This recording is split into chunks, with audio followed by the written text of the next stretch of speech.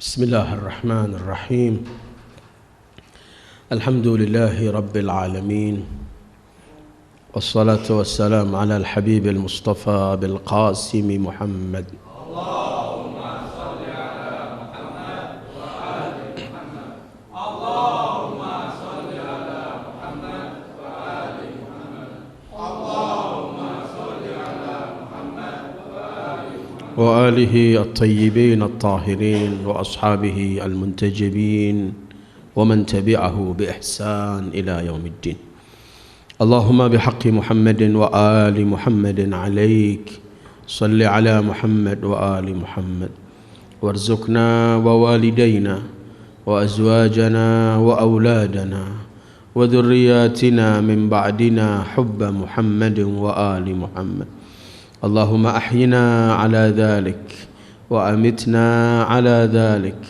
واحشرنا في زمرة من أحب محمدا وآل محمد مع محمد وآله يا كريم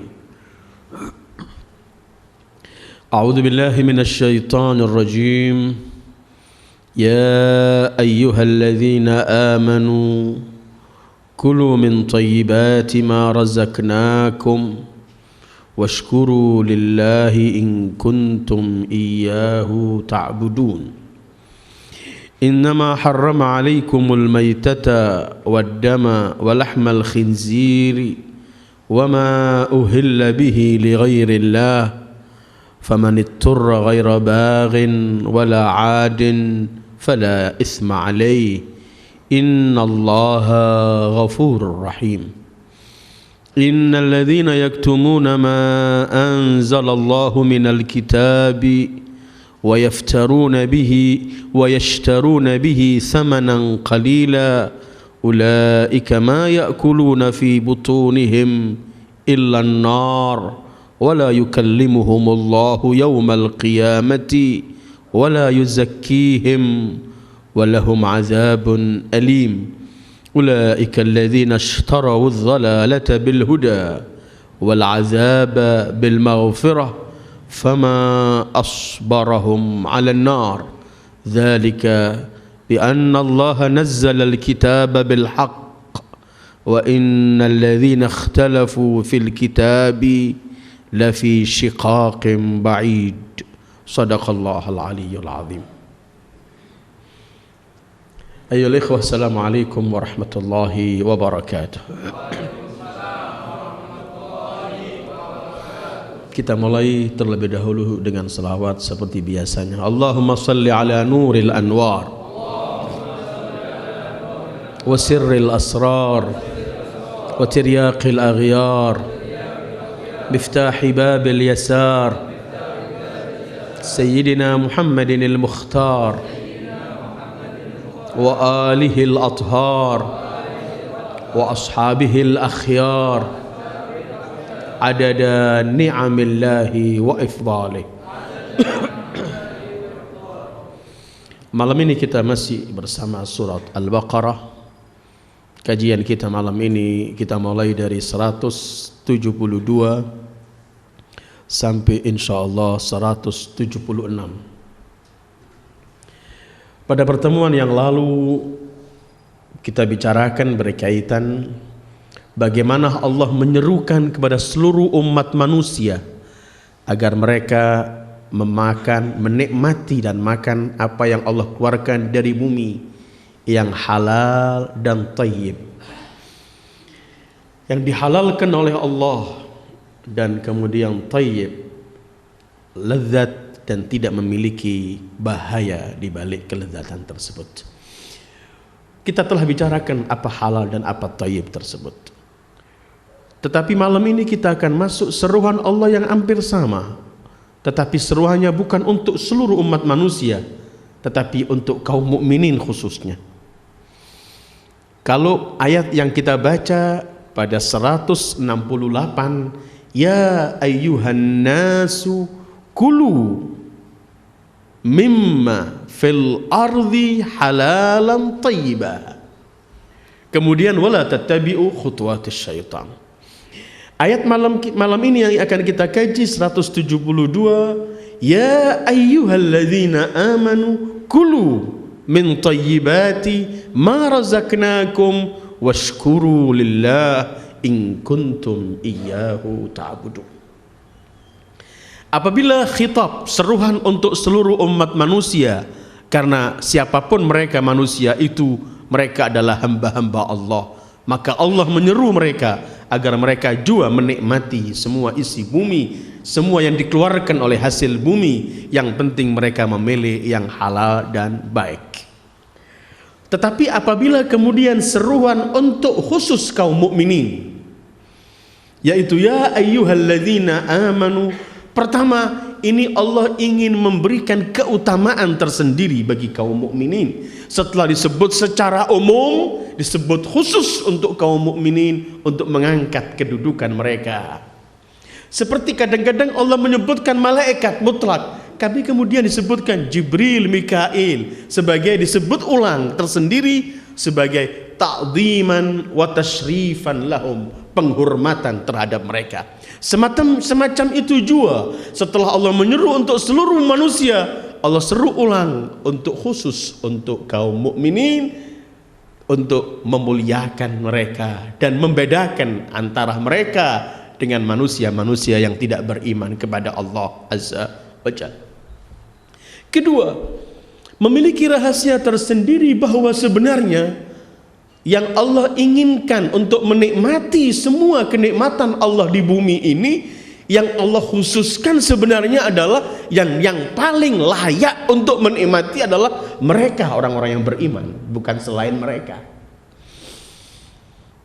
Karena itu ketika Al-Imam Ja'far Shadiq alaihi salam ditegur, atau salah satu muridnya melihat beliau dengan pakaian yang indah, menghidangkan supra dengan bermacam-macam makanan yang indah untuk para tamunya. Ketika ada orang bertanya, ya Imam, bukankah datukmu sallallahu alaihi wa alihi menganggap dunia ini tidak ada artinya? Kenapa engkau memiliki segala semacam ini? Beliau hanya menjawab, datukku memang benar dan beliau sebagai uswah untuk semuanya. Tetapi apabila dunia sedang mampu kita nikmati, maka yang paling layak untuk menikmati kenikmatan Allah itu adalah mereka, orang-orang yang beriman kepada Allah. Tetap dengan garis bawahi bahwa selagi hal-hal itu dihalalkan oleh Allah, nikmati. Yang penting ketika menikmati tidak melampaui batas dan tidak melupakan hak-hak orang yang harus memperoleh haknya. Qul man harrama zinatallah allati akhraja li'ibadihi wat-thayyibat minar rizq.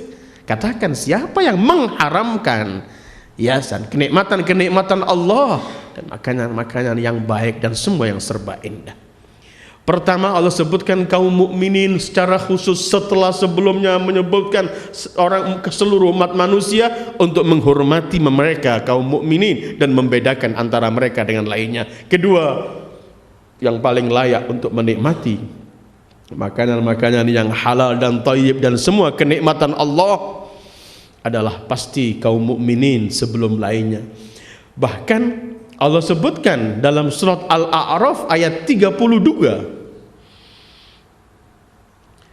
kelak kenikmatan ini di dunia silahkan kaum mukminin menikmati, walaupun kelak di akhirat seluruh kenikmatan hanya milik mereka. A'udzubillahi minasyaitonir rajim. Qul, seluruh kenikmatan sebelumnya, hiya lilladzina amanu fil hayatid dunya khalisatan yaumal qiyamah. Ini semua kenikmatan untuk mereka di dunia, dan karena di dunia mereka dan selain mereka juga menikmati orang-orang kafir. Tetapi kelak apabila berbicara akhirat, maka khalisatan lil mu'minin, hanya untuk kaum mukminin. Ya ayyuhalladzina amanu kulu min thayyibati ma razaqnakum. Wahai orang-orang yang beriman, makanlah, nikmatilah. Dari apa? Min thayyibat, dari semua yang baik, dari apa yang kami rizkikan, yang kami berikan. Ma razaqnakum. Apabila kita melihat, dan ayat ini saya tidak akan ulangi, kita pernah membahas masalah rizki dalam ayat-ayat sebelumnya. Cuman perlu ditegaskan kembali, selalu ketika Allah membicarakan rizki, selalu Allah nisbatkan hanya dari kami. Razaqnakum. Walau ketika memerintahkan kita untuk mengeluarkan sebagian, itu pun Allah masih inginkan. Wa anfiqu mimma razaqnakum. Atau wa atuhum mimma lillahi alladzi atakum, supaya orang benar-benar sadar bahwa semua rizki yang ia beroleh ini, semua kenikmatan ini hanya sumbernya dari Allah. Masalah rizki ini kan masalah yang paling sensitif dan sangat berbahaya. Kadang-kadang sering orang goyang dalam imannya urusan rizki, apalagi kadang-kadang ia merasa rizkinya bukan dari Allah, sehingga akhirnya dia menjual agama karena ingin memperoleh sesuatu, menyembah orang kaya atau pejabat karena ingin memperoleh sesuatu, karena masih di benaknya rizkinya di tangan mereka. Karena itu pernah saya sampaikan di tempat yang mulia ini, bahwa Rasulullah pernah menyebutkan ada 4 nikmat yang setiap hari harus kamu ingat. Kalau kamu tidak ingat nikmat 4 ini, aku khawatir, kata beliau, dicabut semua nikmat Allah dari kalian. Pertama, seorang mukmin adalah berkata, segala puji bagi Allah yang mengenalkan aku kepadanya dan tidak membiarkan aku buta hatiku. Alhamdulillahilladzi 'arrafani nafsah wa lam yaj'alni amyanal qalb. Kedua, untuk dia berkata, alhamdulillahilladzi ja'alani min ummati Muhammad. Segala puji bagi Allah, kami dijadikan sebagai umat Muhammad sallallahu alaihi wasallam. Nikmat besar. Ketiga, alhamdulillahilladzi ja'ala rizki fi yadai wa lam yaj'al rizki fi aidin nas. Segala puji yang Allah menjadikan rizkiku, dia yang menanggung, ada padanya dan tidak diadakan, enggak biarkan di tangan orang lain. Coba rizki kita di tangan orang lain, kita akan nyembah orang-orang itu, wa na'udzubillah. Dan yang keempat, alhamdulillahilladzi satara dhunubi wa lam yafdhahni bainan nas. Segala puji bagi Allah yang menutupi dosaku dan tidak mempermalukan aku di hadapan orang banyak. Tapi di antara 4 ini ialah alhamdulillah alladzi ja'ala rizki fi yadai. Ini penting. Karena ini dan seluruh ayat Quran, mimma ma razaqnakum, kami yang memberikan rezeki, kami razaqna.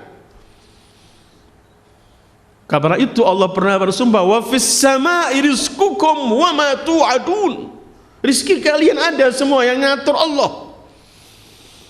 Kadang-kadang kalau kita membaca Al-Quran ini, sering Allah akhiri ayat-ayatnya itu, dan sebagian ulama tafsir mengatakan kalau ingin memahami ayat tafsir ayat Quran, lihat akhirnya.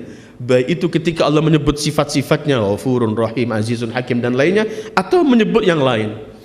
Ketika Allah berbicara mengenai musuh-musuh Allah yang menghalau dakwah, yang memusuhi para nabi, selalu Allah tekankan bahwa Allah maha perkasa, Allah maha kuat, supaya para anbiya dan para yang menegakkan kebenaran, mereka enggak pernah minder dan takut menyampaikan kebenaran, karena mereka bersama Allah. Wa man nasru illa min indillah al-aziz al-hakim, semacam itu. Tetapi ketika Allah berbicara rizki juga ternyata Allah menyebutkan mengenai kekuatan Allah. Itu pun satu isyarat bahwa jangan pernah orang melemah kemudian bisa dimasuki kekufuran melalui rizki, atau masuk bab-bab tertentu menjual agama dan semuanya cuman karena rizki. Coba kita renungkan firman Allah, wa ma khalaqtul jinna wal insa illa liya'budun ma uridu minhum min rizqin wa ma uridu an yut'imun. Terus innallaha huwar razzaq dzul quwwatil matin. Allah disebutkan Razzaq, bukan Razik, tapi Razzaq. Dalam bahasa kaidah bahasa Arab, kalau ziyadatul mabna tadullu ala ziyadatil ma'na. Dzabaha sama yudabbih berbeda, Razik sama Razzaq berbeda. Innallaha huwar razzaq, sudah begitu disifati dzul quwwah, memiliki kekuatan, al-matin, yang maha kuat. Supaya orang tidak melemah berbicara rezeki, wajib kita ikhtiar, wajib kita cari dengan semua caranya di jalur yang Allah izinkan, tetapi jangan pernah takut dengan ketentuan Allah. Tidak pernah Allah membiarkan seseorang tanpa rizki. Karena itu dalam Al-Quran selalu Allah tackle sendiri, mimma razaqnakum, atau min thayyibati ma razaqnakum, kami yang memberi. Kalau kita melihat nama Allah berkaitan memberi rezeki ini, ada ya basit yang memberi, ada ya razik, lebih naik lagi sifat Allah, ada ya razzaq sifat Allah, ada lagi dalam Al-Quran khairur raziqin. Sehingga Imam Jawad menyebutkan ketika memberi atau ketika tidak memberi, semuanya Allah khairur razikin. Ia maha mulia sebagai pemberi ketika memberi, dan maha mulia ketika tidak memberi. Ya ayyuhalladzina amanu kulu min thayyibati ma razaqnakum. Kalau ketika seruhannya terhadap seluruh umat manusia, setelah kita diperintahkan makan yang halal dan thayyib, yang baik, di sana Allah sebutkan, dan jangan ikuti langkah-langkah syaitan, karena syaitan musuh kalian, yang menyebabkan kita berpaling dari halal mencari yang haram, berpaling dari thayyib mencari yang khabith. Itu biasanya godaan syaitan. Ketika berbicara manusia secara umum, Allah berfirman, ya ayuhan nas kulu mimma fil ardi halalan tayyiba wa la tattabi'u khutuwatis syaitan innahu lakum aduwwun mubin. Tetapi ketika berbicara umum manusia secara umum, Allah menyebutkan jangan ikut syaitan. Tapi ketika berbicara khusus untuk kaum mukminin, Allah enggak mengakhiri urusan syaitan, tapi akhirnya berbeda.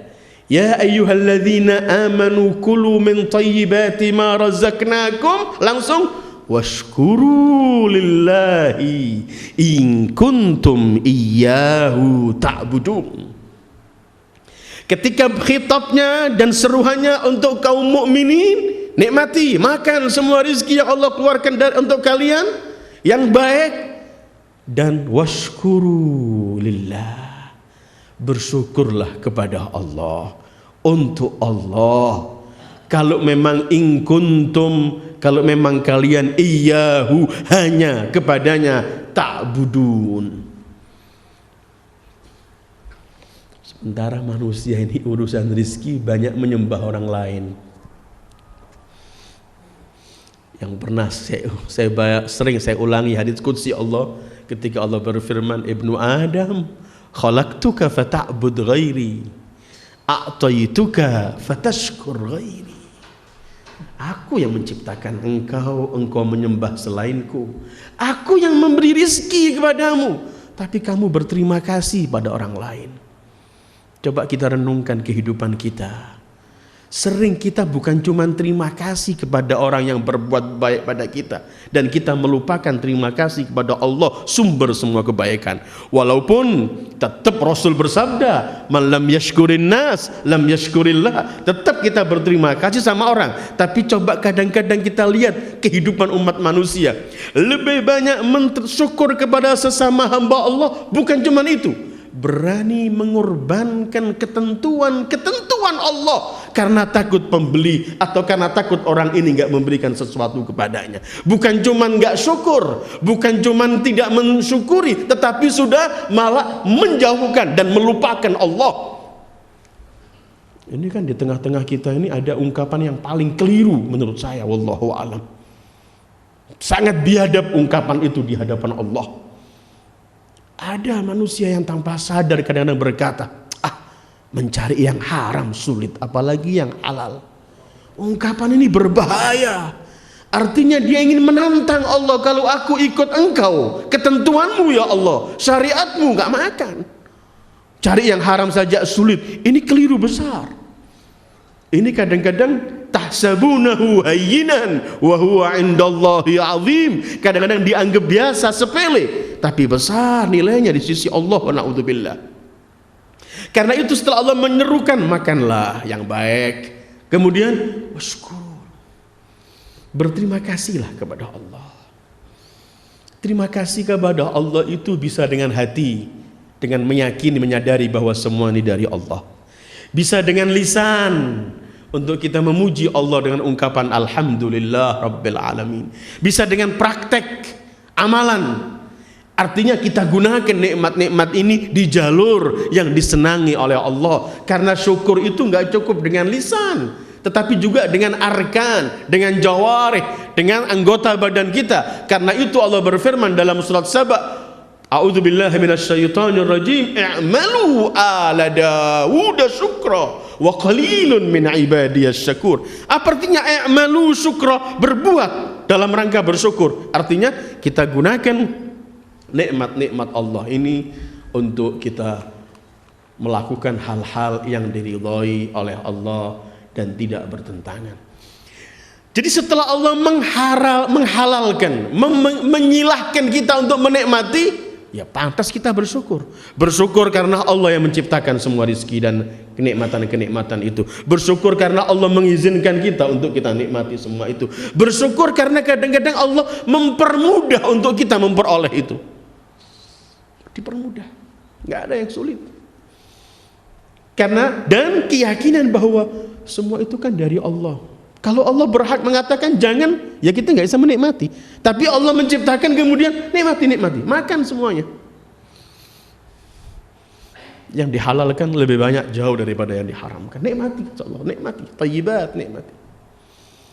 Ini yang selalu kita sebutkan dalam firman Allah. Wa ma bikum min ni'matin faminallah. Apapun bentuk nikmat itu sebenarnya datangnya dari Allah.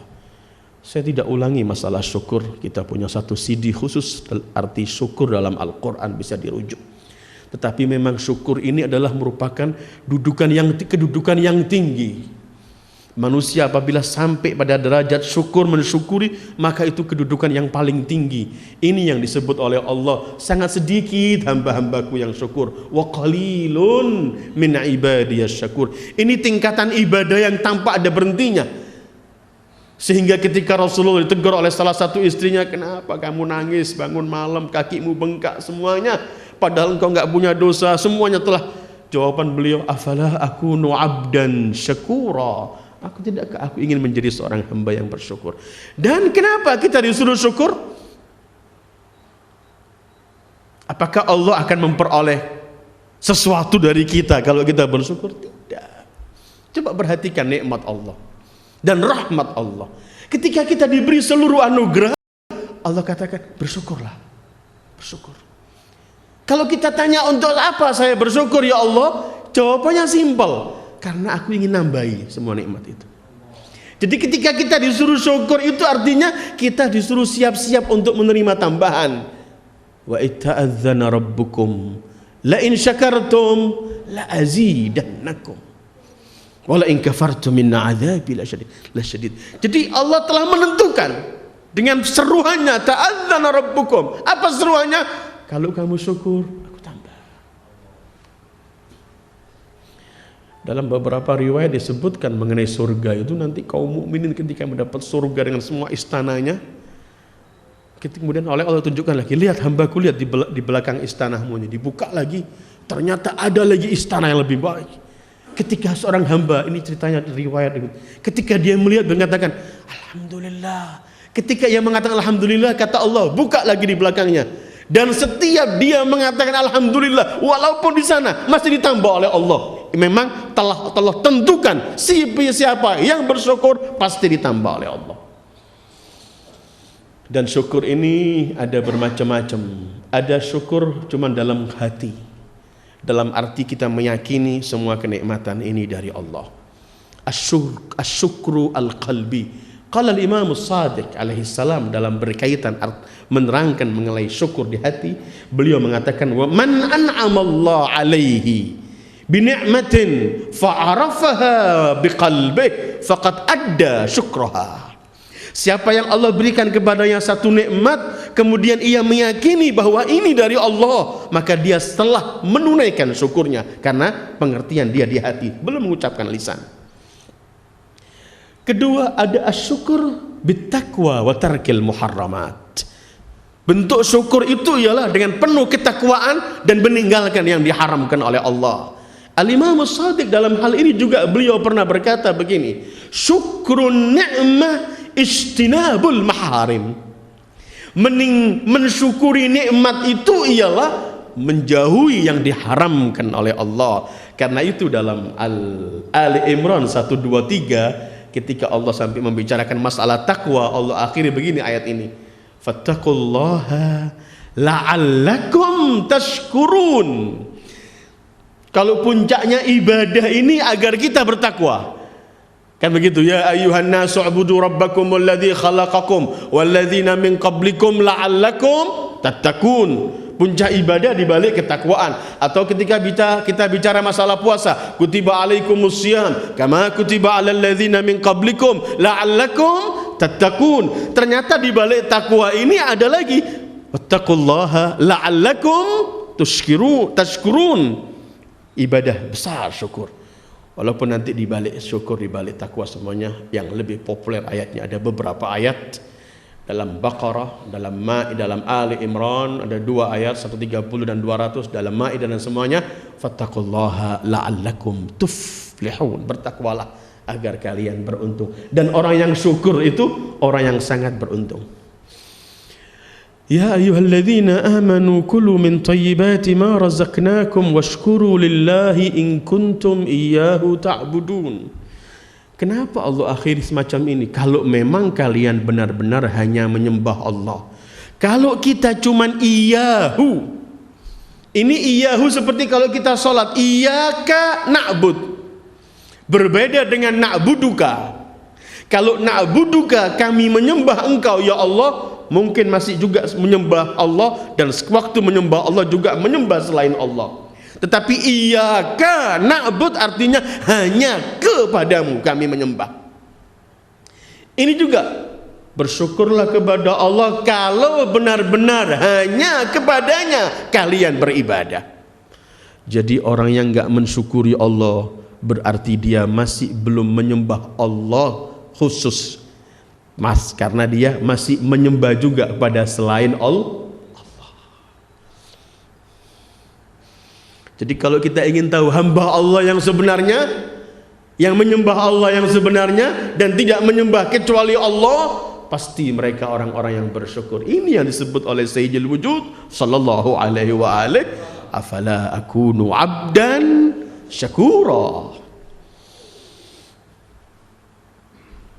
Jadi kulu tapi washkuru, makan yang enak, yang dihalalkan, tetapi bersyukurlah kepada Allah. Setelah membicarakan apa yang diizinkan oleh Allah untuk kita nikmati, baru Allah mulai menyebutkan ada yang diharamkan oleh Allah. Sebelum saya baca ayat mengenai yang diharamkan, perlu kita ada pendahuluan terlebih dahulu. Hendaklah kita meyakini pertama, tidak pernah Allah memerintahkan atau menghalalkan sesuatu kecuali di balik perintah dan halal itu ada manfaat dan kebaikan yang Allah ingin agar kita meraih kebaikan itu. Allah tidak pernah melarang sesuatu, mengharamkan sesuatu kecuali di balik larangan dan haram ini ada bahaya, ada madharrah yang Allah dengan rahmatnya ingin agar kita tidak mengena madharrah itu, supaya selamat dari madharrah itu. Apabila ini kita fahami terlebih dahulu, maka kita tidak akan lagi memilih-milih. Kita cuma punya sami'na wa ata'na. Apa yang dihalalkan oleh Allah kita lakukan, yang diharamkan oleh Allah kita tinggalkan dengan tahu kenapa atau tidak. Perlu saya jelaskan ini karena kadang-kadang orang selalu mencari kenapa saya diharamkan oleh Allah, apa illatnya. Allah nggak melarang ya, silahkan, kita disuruh mikir oleh Allah. Bahkan Ar-Rasul kadang-kadang menyampaikan beberapa illah. Para imam juga menyebutkan kenapa diharam. Cuman yang perlu difahami pertama, jangan kita menerima ketentuan Allah setelah kita fahami hikmahnya. Artinya kalau belum faham hikmahnya, kita nggak ngikuti, maka kita bukan menyembah Allah, kita menyembah akal. Wa naudzubillah. Beda ya, bukan dilarang oleh Allah mencari hikmahnya, silahkan. Tetapi mencari itu sekedar untuk menambah keyakinan, bukan untuk mengetahui kenapa dihalalkan. Kalau tahu rahasianya baru diikuti oleh Allah. Tidak, Allah harus diikuti saat kita tahu atau tidak. Setelah itu cari, silahkan. Allah tidak pernah Allah menutup. Karena itu platform pertamanya ialah yang dihalalkan pasti kebaikan di baliknya, yang diharamkan pasti bahaya. Bahaya ini tahu atau tidak, nanti diikuti dulu larangan Allah, baru silahkan kita mencari. Karena kadang-kadang orang mencari falsafat hakikat diharamkannya sesuatu itu cuman ketika tahu masalahnya. Ada orang, ya babi itu kan kotor karena itu diharamkan oleh Allah. Lah kalau babi ini mulai lahir, saya letakkan di kurungan dari emas, saya berikan makanan yang pilihan, apa menjadi halal? Bukan cuma masalah kotornya, begitu loh. Silahkan mencari hikmah. Tetapi pertama Allah mengharamkan sami'na wa ata'na. Setelah itu cari. Dan pasti, dan setiap ilmu teknologi, setiap sains, ilmu pengetahuan baru pasti akan menjelaskan pada kita, pasti akan mengungkap semua yang disebut oleh Allah. Innama harrama alaikumul maytata waddama wa lahmal khinziri wa ma uhilla bihi li ghairillah faman itturra ghaira baghin wala 'adin fala itsma alaihi innallaha ghafurur rahim. Sesungguhnya yang diharamkan oleh Allah. Ini kalimat innama, sesungguhnya, ini bukan berarti hasr, hanya ini, bukan. Keluarnya kalimat innama di sini karena ahlul kitab, orang-orang Yahudi sering mengarang-arang sendiri. Seenaknya mereka menghalalkan apa saja yang mereka inginkan. Karena itu kemudian Allah ingin menafikan apa yang mereka anggap. Pertama Allah ingin menyebutkan silahkan makan semua yang nikmat dari bumi Allah ini. Kemudian yang diharamkan cuman ini. Jangan sampai kita menganggap cuman 4 masalah ini kemudian tidak masuk lainnya, karena masih banyak sana yang diharamkan oleh Allah, anjing dan semuanya. Tetapi innama di sini ini adalah sebagai ini yang diharamkan, bukan seperti yang dikatakan oleh orang-orang ahlul kitab, karena nanti akhir ayatnya membicarakan ahlul kitab. Innama harrama alaikumul maitah, yang diharamkan Allah untuk kalian itu adalah, di sini Allah menyebutkan 4. Maitah, bangkai. Terus adam, darah. Terus lahmal khinzir, babi, disebut lahma, bukan berarti gajinya, kulitnya, semuanya boleh, tidak. Cuman Allah sebutkan lahma karena biasanya sesuatu itu yang paling dikejar pertama adalah dagingnya. Cuman ketika Allah membicarakan daging ini berarti semua yang ada di babi itu adalah haram. Yang 3 ini berkaitan dengan hal-hal kotoran dan penyakit dan hal-hal semacam itu yang kita ketahui atau yang belum kita ketahui. Kemudian yang keempat gak ada hubungan dengan itu, tapi hubungan dengan tauhid dan kepercayaan mutlak kita kepada Allah. Karena yang keempat ialah yang disembelih dengan disebut selain nama Allah. Ketika orang-orang jahiliyah menyembahkan atas nama berhala, madzubiha ala nusub, ma uhilla li ghairillah, ini adalah madzubiha ala nusub, yang disembelih dengan nama-nama berhala, nama-nama arca mereka. Ada 4 masalah. Bangkai itu adalah binatang yang mati tanpa disembelih dengan ketentuan syariat. Kalau di dalam surat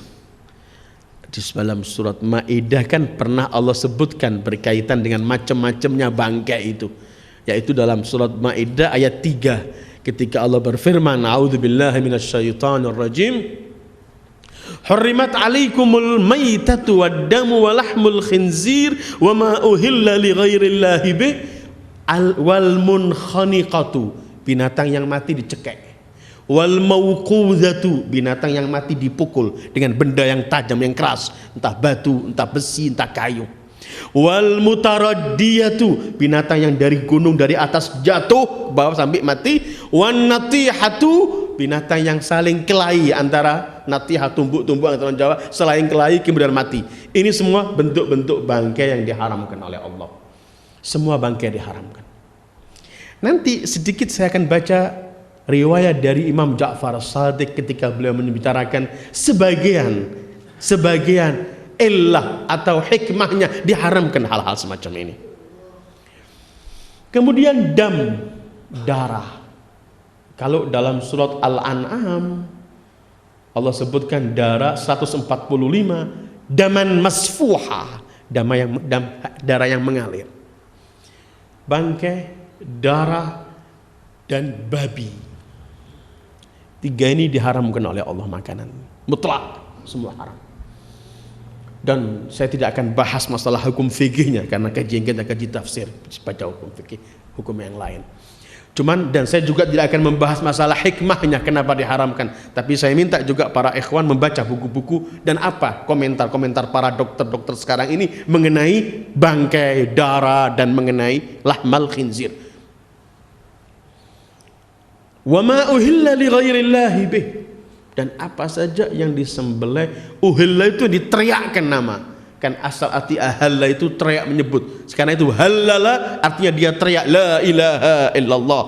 Uhilla li ghairillah yang disebut dengan sama selain Allah. Selain Allah di sini menyebut nama berhala atau tidak disembelih bukan dengan nama Allah menjadi haram disentuh.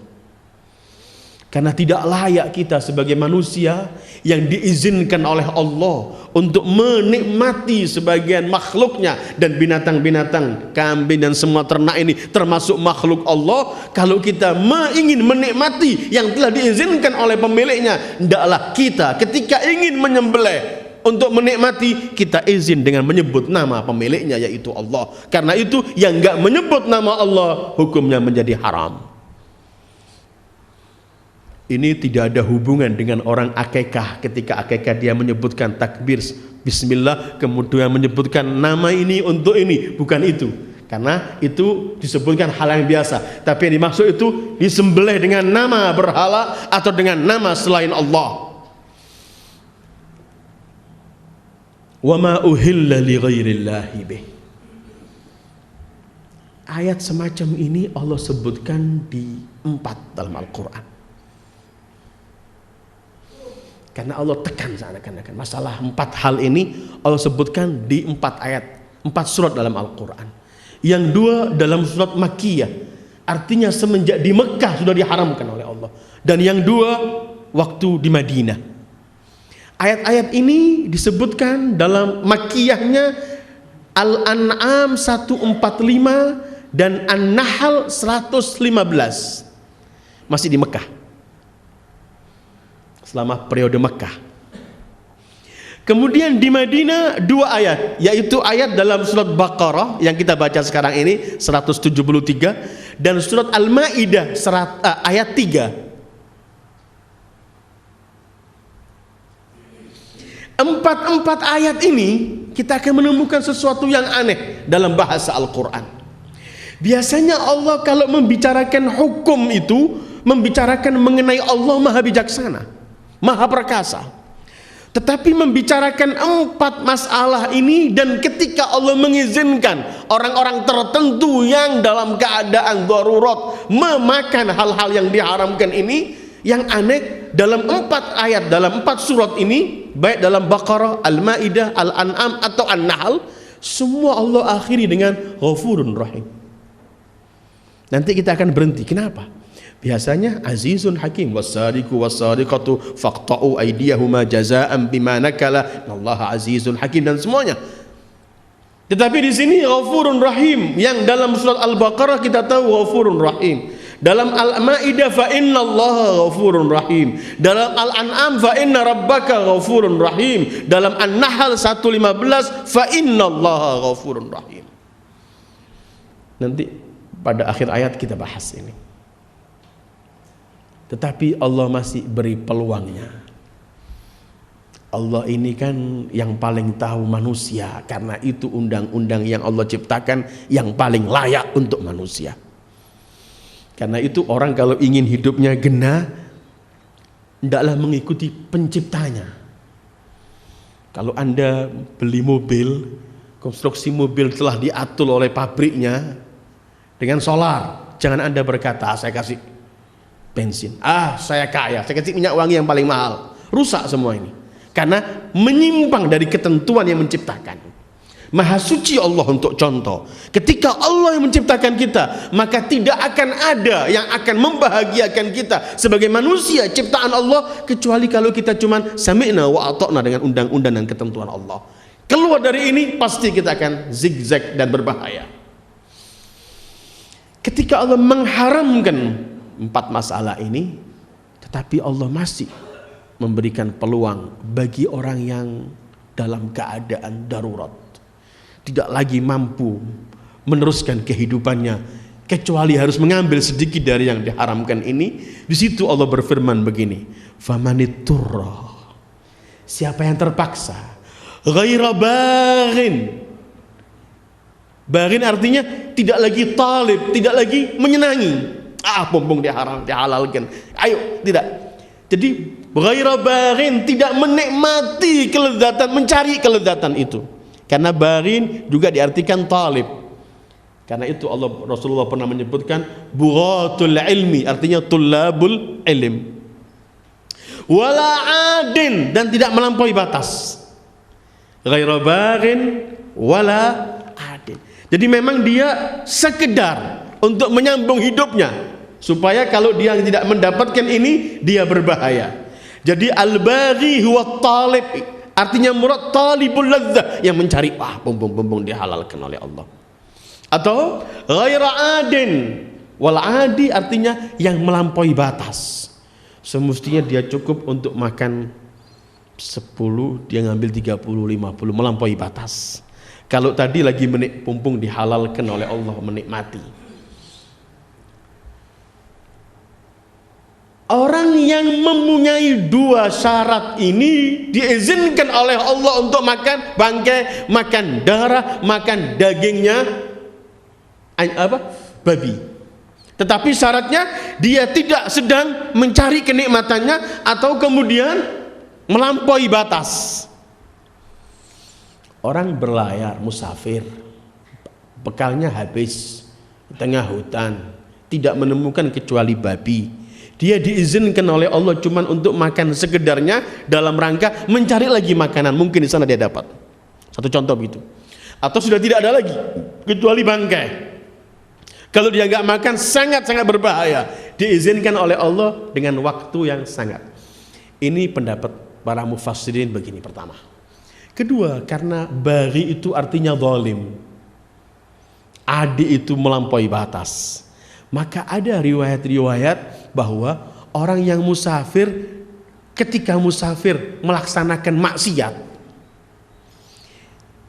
melakukan maksiat, dia akan merampok di jalan sebagai perampok, atau dia akan membunuh orang. Ketika keluar musafir, safarnya, perpergiannya untuk maksiat, maka dia nggak diizinkan oleh Allah untuk menikmati, walau dalam keadaan dia sangat-sangat kepepet. Enggak, karena dia tergolong baghin, zalim, adin, melampaui batas. Karena itu kemudian Al-Imam Shadiq meriwayatkan hadis ini, ayat ini, ketika beliau membaca ayat ini, beliau menyebutkan gini. Qala Abi Abdullah alaihi salam fi qaulillahi ta'ala, faman ittara ghaira baghin wala adin, qala al-baghi alladhi yakhruj 'ala al-imam. Al-baghi itu yang menolak imamnya. Jadi imam yang sudah ditaati, dibaiat, kemudian dia keluar memerangi imam itu dalam perjalanannya, kalau kepepet dia tetap nggak dihalalkan oleh Allah untuk menikmati apa yang dia. Terus wal adi alladhi yaqta'ut tariq. Al adi adalah perampok yang selalu merampok, halnya orang di jalan. Mereka itu la tahillu lahuma al-maita. Kedua-duanya enggak dihalalkan oleh Allah untuk mencicipi bangkai tadi.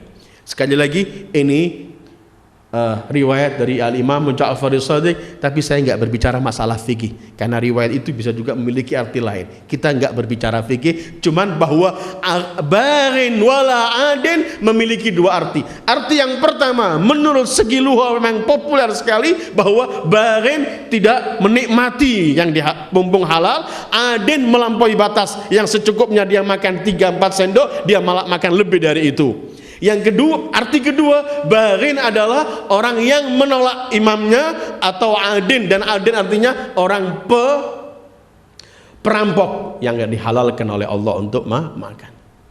Sebagaimana yang menikmati dan yang melampaui batas diharamkan oleh Allah walaupun dia dalam keadaan kepepet, begitu juga yang keluar atas imamnya. Karena yang keluar kepada imam itu disebut baghi. Karena itu Rasul pernah bersabda kepada Ammar, ya Ammar, taqtulukal fi'atul baghiyah, yang keluar dari imamnya. Faman iturra ghaira baghin wala 'adin. Allah akhiri begini, fa innallaha ghafurur rahim. Siapa yang dalam kepepet kemudian makan bangkai tapi tidak sedang menikmati dan tidak melampaui batas-batas ketentuan yang sekedar untuk diizinkan oleh Allah, maka di saat semacam itu Allah Ghafur, Maha Pengampun, Rahim, Maha Rahmat dan Pemberi Rahmat. Allah ini kan mengampuni orang yang melanggar kepadanya. Orang-orang yang berbuat maksiat ini, siapapun mereka, ketika pergi kepada Allah minta ampun, diampuni oleh Allah. Kalau yang melanggar saja diampuni oleh Allah, apalagi yang diizinkan untuk mencicipi yang haram, pasti diampuni oleh Allah. Begitu loh. Ini arti pertama. Gak ada orang berbuat dosa model apa diampuni oleh Allah. Selagi dia mau pergi minta ampun sama Allah, fa innilah ghaffarun liman taba wa amana wa amila salihan tsumma tada. Karena itu Allah menyeru kepada orang-orang yang begitu banyak dosanya supaya jangan putus asa. Qul ya ibadiyalladzina asrafu ala anfusihim la taqnatu min rahmatillah innallaha yaghfirudz dzunuba jami'a innahu huwal ghafurur rahim. Enggak ada seruan lebih dari ini. Sudah mereka asrafu, melampaui batas dalam melanggar Allah, masih disebut hamba-hambaku kembalilah, jangan putus asa. Itu cuma rahmatnya Allah azza wa jalla. Ghafurun. Tapi mungkin kita bertanya, kenapa Allah sebutkan Ghafurun sementara di sini nggak ada pelanggaran? Kan Dia yang izinkan. Kalau kamu terpaksa dengan dua syarat tadi, ghaira baghin wala adin, nikmati. Pertama, Allah ingin mengiklankan kepada umat manusia, kalau kamu berbuat dosa saja saya ampuni, masa menikmati yang haram setelah kuizinkan? Aku nggak mengampuni dosa kepadamu dan memberikan rahmat kepadamu. Kedua, karena itu berkaitan hukum makan yang haram, yang tadinya haram diizinkan di 4 surat Baqarah, Maidah, Al-An'am dan An-Nahl, semuanya dengan Ghafurun Rahim. Karena begini ayyuhal ikhwah, siapa yang mampu mengukur ukurannya ketika ia lapar, bahwa ini secukupnya? Orang ini kalau sudah lapar, tidak ada termometer yang bisa mengukur ini cukup saya untuk menyambung hidup. Pasti dia akan kelebihan dan semuanya. Katanya Allah, selagi kamu tidak menikmati benar, selagi kamu tidak rencana melampaui batas, apa yang kelebihan? Fa innallaha ghafurun rahim. Coba Anda diundang orang berbuka puasa di rumah orang. Coba Anda berkata, saya makan separuh di rumah fulan, separuh di rumah sana. Gak pernah ada ukuran separuh dan separuh itu. Apalagi orang yang lapar, lupa biasanya menahan. Karena itu Allah Maha mengetahui. Aku halalkan tapi jangan melampaui batas. Tapi orang yang kepepet, yang lapar semuanya mengatakan gak melampaui batas, ini gak punya ukuran. Karena itu kata Allah, selagi kamu gak melampaui batas, gak menikmati, yang lebih-lebih aku Ghafurun Rahim. Karena itu kemudian ayat ini ketika membicarakan hukum orang yang kepepet diizinkan makan, berbeda dengan ketika membicarakan ayat-ayat lain, ketika membicarakan hukum yang selalu diakhiri Azizun Hakim. Azizun Hakim, di sini ketemunya Ghafurun Rahim. Fa innallaha ghafurun rahim, atau fa inna rabbaka ghafurun rahim, atau ayat yang kita baca innallaha ghafurun rahim. Ini kita bisa menikmati bagaimana kehidupan yang Allah berikan pada kita ini. Kita ini umat yang dimanja oleh Allah, makhluk yang dimanja. Semua kenikmatan diberi, semua yang bahaya kita dilarang, Semua yang baik diperintahkan untuk kita nikmati. Kalau dalam keadaan-keadaan tertentu kamu jangan bunuh diri, jangan sampai mati, kamu nikmati. Dan jangan takut, aku Maha Pengampun dan Maha Penyayang. Karena itu kalau masih ada orang menyimpang dari ketentuan Allah, disebut oleh Allah mendolimi dirinya sendiri. Karena Allah ini sudah memberikan semua yang terbaik. Ini yang Allah sebutkan, tilka hududullah wa man yata'adda hududallah faqad zalama nafsah, atau faulaika humudz zalimun, ayat-ayat yang lain. Ini ketentuan-ketentuan Allah, jangan kamu lewati. Fala ta'tadu wala taqrabu, jangan dekati. Jadi sampai pada hukum tertentu yang Allah haramkan masih diberi jalan oleh Allah supaya kita tidak melakukan. Ayol ikhwah, sekali lagi, bangkai. Sekarang ilmu sekarang baru mengetahui bangkai itu terkumpulnya bermacam-macam penyakit yang ada dalam bangkai dan macam-macam lah. Cuman saya akan lewat saja bagaimana Al-Imam Ja'far mengomentari, dan Imam Ridho semuanya juga ada. Cuman malam ini saya baca Al-Imam Ja'far. Beliau dalam hadis yang panjang, saya singkat apa yang berkaitan saja. Ammal maita, adapun bangkai, makan bangkai yang diharamkan oleh Allah, fa innahu lam yanal minha ahadun, tidak ada seseorang pun yang memakannya, illa dha'ufa badanuh, akan lemah badannya, wa dhahabat quwwatu, semua kekuatannya hilang, jasmaninya, akalan semuanya. Terus wanqata'a nasluh, dia akan habis keturunannya. Terus wala yamutu akilul maita illa faja'ah, kata Imam Ja'far, tidak mati orang pemakan bangkai itu kecuali mati dadak. Mungkin orang bicara biasanya orang tinggal dada ini jantung, dan bangkai itu yang paling sulit untuk dicerna oleh maidah kita, perut kita, dan yang paling berbahaya ketika masuk ke darah kita, sangat berbahaya karena semuanya virus dan racun. Karena itu sangat yakin kalau kemudian dia kena serangan jantung dan semuanya. Karena Imam mengatakan wala yamutu akilul maita illa fuja'ah. Kita tahu ini atau tidak tahu rahasia ini, atau sebentar lagi kedokteran menyebutkan bermacam-macam mengenai bahaya-bahaya yang ada di bangkai, tahu ini atau tidak tahu, pertama kita sudah amanah, percaya pada Allah karena Allah telah mengharamkan. Cuman kita membawa semua ini sebagian kecil dari rahasia karena apa Allah haramkan. Wa ammad dam, adapun orang yang makan darah, masih menurut Imam Ja'far as-Sadiq, fa innahu yurithul qaswata fil qalb, orang pemakannya menjadi beku hatinya, keras hatinya. Terus wa qillatar ra'fati war rahmah, dia tidaklah, sangat sedikit, minim belas kasihnya, beringis sama orang lain. Wala yu'manu an yaqtul waladahu wa wuldahu wa walidayh, dan tidak bisa dianggap dia pasti aman, tidak. Artinya dikhawatirkan orang pemakan darah, selain hatinya keras, hilang rasa kasih sayang dan cintanya, dikhawatirkan dari dia akan tega membunuh anaknya sendiri dan tega membunuh kedua orang tuanya. Wala yu'manu ala hamimihi, dan tidak juga nggak bisa jaminan kalau dia nggak membunuh hamim, artinya kawan akrabnya. Kalau anak orang tua apalagi kawan akrab. Wala yu'man ala man yashabah, dan orang yang bersahabat dengan orang itu belum aman hidupnya, sangat berbahaya. Ini antara lain yang Allah sebutkan. Adapun masalah lahmul khinzir, itu memang ketika Allah merubah satu umat yaitu Bani Israel, dirubah dengan bentuk khinzir itu. Karena itu Allah juga haramkan khinzir. Dan baru sekarang berkali-kali, hatta dunia Eropa sekarang yang mereka nggak mempercayai Islam, mereka mulai menjauhi babi ini karena penuhnya kedokteran setiap saat menemukan.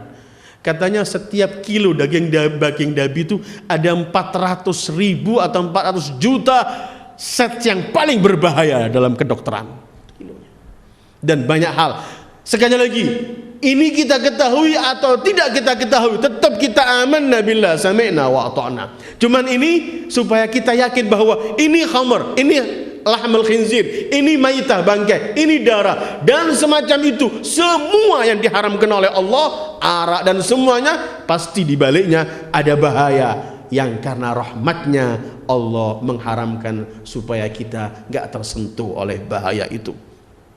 Innal ladzina yaktumuna ma anzalallahu minal kitab wa yashtaruna bihi thamanan qalila ulaika ma ya'kuluna fi butunihim illa an-nara wa la yukallimuhumullahu yawmal qiyamah wa la yuzakkihim wa lahum adzabun alim.